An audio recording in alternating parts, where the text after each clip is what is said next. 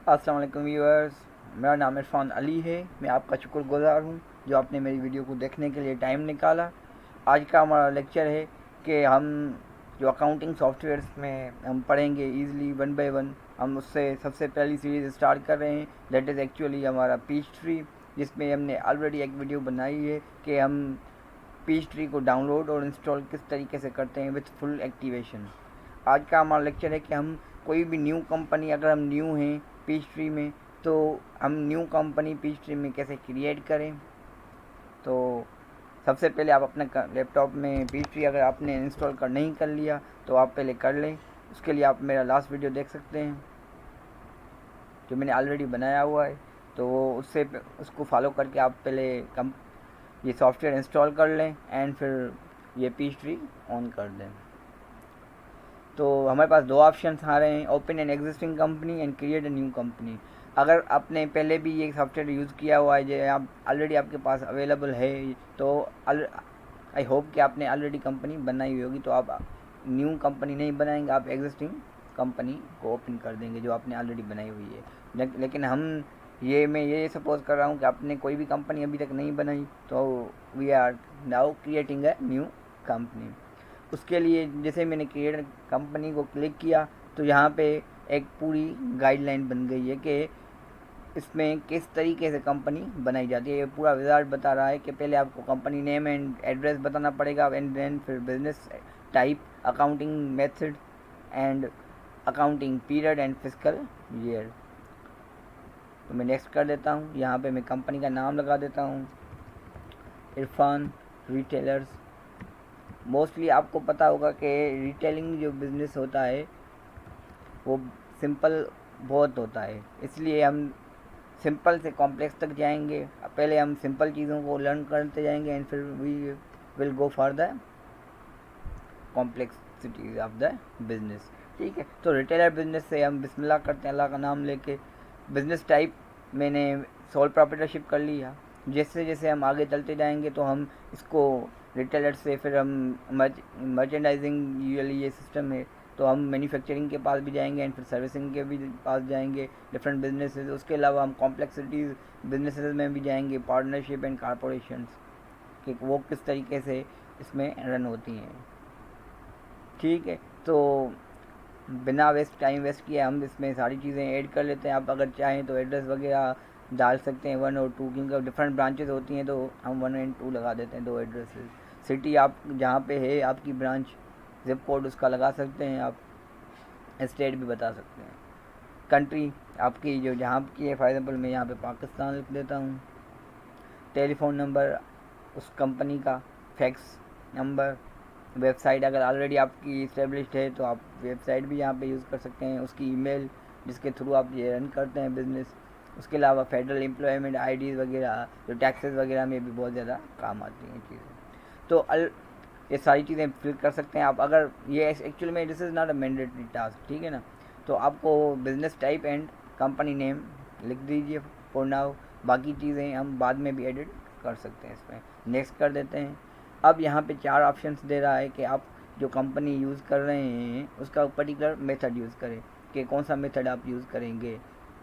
ठीक है, तो मैं यहाँ पे simple business closely matches your company. ठीक है, जो रिटेलर, ये एक ऑटोमेटिक फंक्शन है जो ऑटो जनरेटेड इसने सेलेक्ट किया हुआ है नंबर 1 को। ठीक है, तो मैं उसी को सेलेक्ट कर रहा हूँ, क्योंकि उससे क्या होगा कि जो भी मेरा रिटेलिंग बिजनेस जिस टाइप का होगा उसके अकॉर्डिंग वो खुद ब खुद अकाउंट्स वगैरह सब कुछ बना देगा। ठीक है, तो मेरा जो बिज़नेस है वो रिटेलर कंपनी है, तो मैं यहाँ पे बिज़नेस टाइप सेलेक्ट कर देता हूँ। आहिस्ता आहिस्ता जैसे हम कॉम्प्लेक्सिटीज़ में जाएंगे, हम construction company and manufacturing company में भी जाएंगे, डिस्ट्रीब्यूशंस भी सीखेंगे एंड ये डिफरेंट बिजनेसेस में क्या अकाउंट्स के डिफरेंसेस होते हैं। और now we are going for the retail company. ठीक है, नेक्स्ट कर देता हूँ मैं। अब यहाँ पे गैप का प्रिंसिपल आता है जो मेनली फॉलो किया जाता है, क्योंकि गैप आपने सुना होगा, generally accounting accepted accounting principles. जो हमारे गैप हैं, जो यूएसए में यूज़ होता है गैप, जो डिफरेंट ऑर्गेनाइजेशन हैं, डिफरेंट यूनिवर्सिटीज़ में हमारी बहुत ज़्यादा इम्प्लीमेंट होता है, बहुत ज़्यादा यूज़ होता है। वैसे तो पाकिस्तान में गैप यूज़ नहीं होता, क्योंकि गैप सिर्फ यूएसए में यूज़ होता है, बाकी सारी कंट्रीज़ में आईएफआरएस चलता है। लेकिन एज़ यूजुअल के हमें पढ़ाया गैप ही जाता है मोस्टली। जितने भी हमारे पास पाकिस्तान में इंस्टीट्यूशंस हैं एजुकेशनल, वो मोस्टली गैप ही चलाते हैं। तो उसका एक प्रिंसिपल है एक्रूअल कैश बेसिस का, जो एक्रूअल बेसिस हम अकाउंटिंग बोलते हैं जिसको। उसमें क्या होता है कि जो भी ट्रांजेक्शन्स होंगी वो जस्ट ट्रांसफ़र, जैसे ही हमारी ट्रांजेक्शन कंप्लीट होगी we will record the transaction, ठीक है ना। उसका कोई लेना देना है कि हम नहीं है कि हमने कैश रिसीव की है या नहीं की है। फॉर एग्ज़ाम्पल अगर मैंने गुड्स, मेरा जैसे रिटेलर का बिजनेस है, मेरे पास कुछ चीज़ें पड़ी हुई होंगी, मैं वहाँ से सेल कर रहा हूँ, ठीक है। अब मैं जो चीज़ सेल कर रहा हूँ, चाहे मेरे पास पैसे आए या नहीं आए, गुड्स तो ट्रांसफ़र हो गई ना। जैसे ही गुड्स ट्रांसफ़र हो जाएंगी, भले मैं उसको पेमेंट की रिसिप्ट लगा के दे दूँ कि यार बाद में पेमेंट कर लेना, ठीक है ना। तो कैश का लेना देना अब मेरे पास कोई भी नहीं है, ठीक है ना। जैसे ही गुड्स ट्रांसफ़र हो गई तो ये अक्रूवल बेसिस ट्रांजेक्शंस होती हैं, क्योंकि अक्रूवल बेसिस अकाउंटिंग होती है कि जैसे ही गुड्स वगैरह या सर्विसेज आपने दी, आप you just record that transaction in your vouchers, ठीक है। बुक कीपिंग आप उसी टाइम कर लेंगे। एंड कैश बेसिस में क्या होता है कि जब तक आपको कैश नहीं मिलती तब तक आप रिकॉर्डिंग नहीं करते, ठीक है। वो गैप से अगर इसको सिलेक्ट करेंगे तो वो गैप को वायोलेट कर देगा, ठीक है। तो हम फॉर नाउ अक्रूवल्स बेसिस पे ही जाएंगे, क्योंकि मोस्टली सारे बिजनेसेस अक्रूवल पे ही चलते हैं।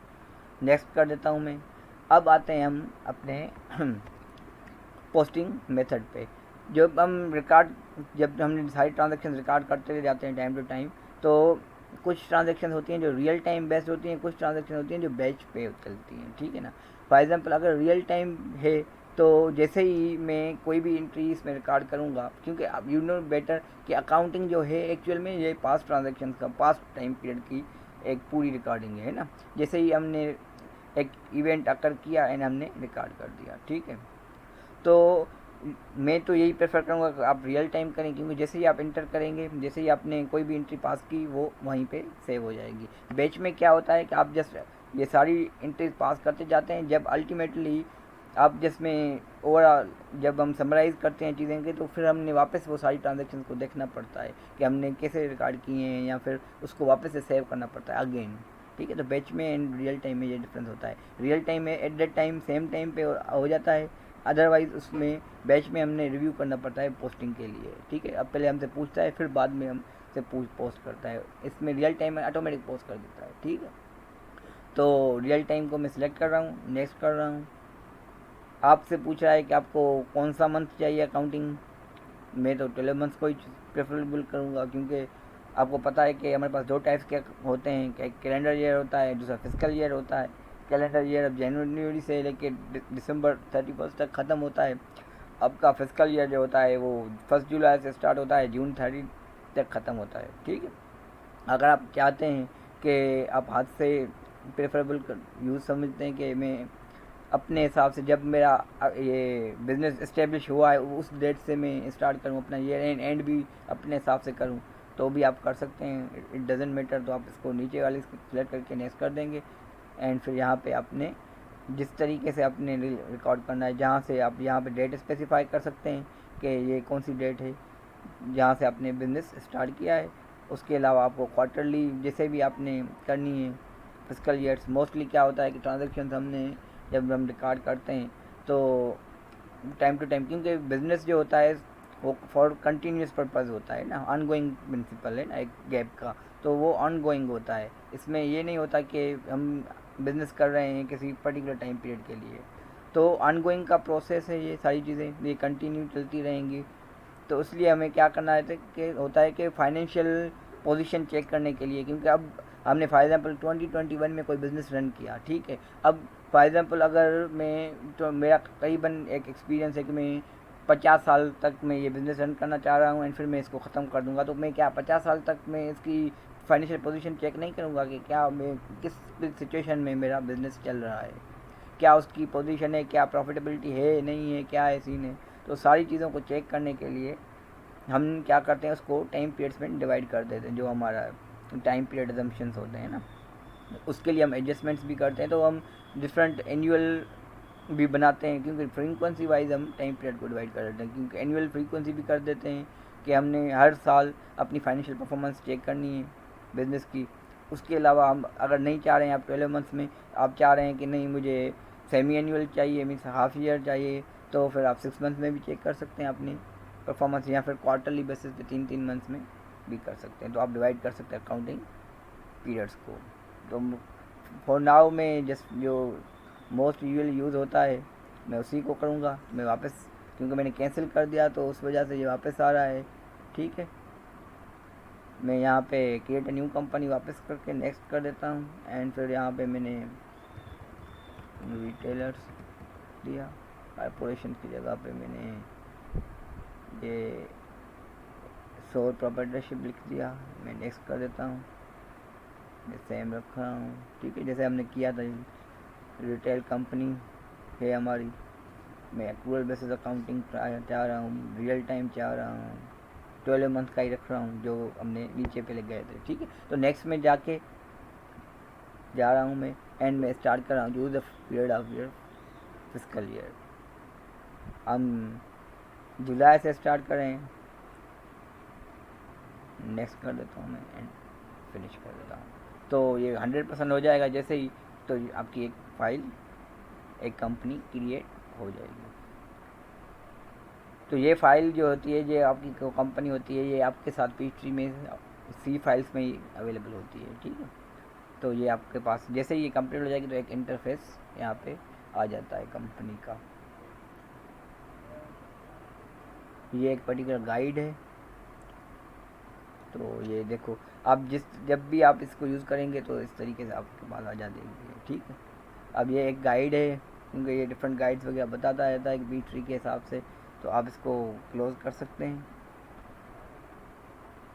एंड यहाँ पे भी ये सारी चीज़ें बता रहा है। देखो असल में क्या है कि ये डिफरेंट इसने ऑटोमेटिक चार्ट्स ऑफ अकाउंट्स वगैरह, employees, inventories and vendors, jobs and customers के पूरे अकाउंट्स ऑलरेडी इसने क्रिएट कर दिए हैं, क्योंकि हमने ऑटोमेटिक सेलेक्ट किया था। अदरवाइज़ हमने अगर ऑटोमेटिक नहीं सेलेक्ट किया होता तो हमें एक बाय हैंड एक एक चीज़ बनानी पड़ती होती, वो थोड़ी कॉम्प्लिकेटेड हो जाती है। वरना फिर ये ऑटोमेटिक रिटेल बिजनेस के हिसाब से जितने भी अकाउंट्स होने चाहिए वो खुद ब खुद क्रिएट कर देता है। कुछ अगर नहीं भी होंगे तो हम बाद में क्रिएट कर देंगे। तो फॉर नाउ मैं इसको क्लोज कर देता हूँ। तो ये है हमारा इंटरफेस पीएचडी का, हम करंटली 2009 वर्जन हम यूज़ कर रहे हैं पीएचडी का। तो ये इंटरफेस है, हम इसमें सारी चीज़ें सीखेंगे कि बार फील्ड वगैरह कैसे यूज़ करते हैं, इंटरफेस इसका कैसे होता है, उसके अलावा बाकी चीज़ें इसके कैसे रन होती हैं, इसमें एंट्रीज कैसे पास करते हैं, कंपनी को एडिट कैसे करते हैं, एंड सारी चीज़ें, उसकी बैंकिंग ट्रांजेक्शन्स वगैरह। ठीक है, तो for now thank you very much.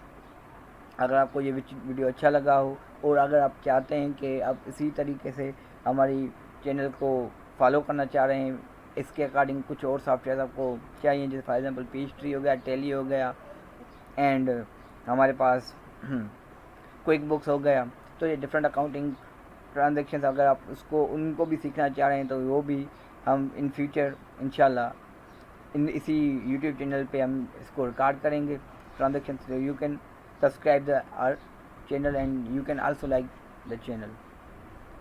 ठीक है, अल्लाह हाफिज़।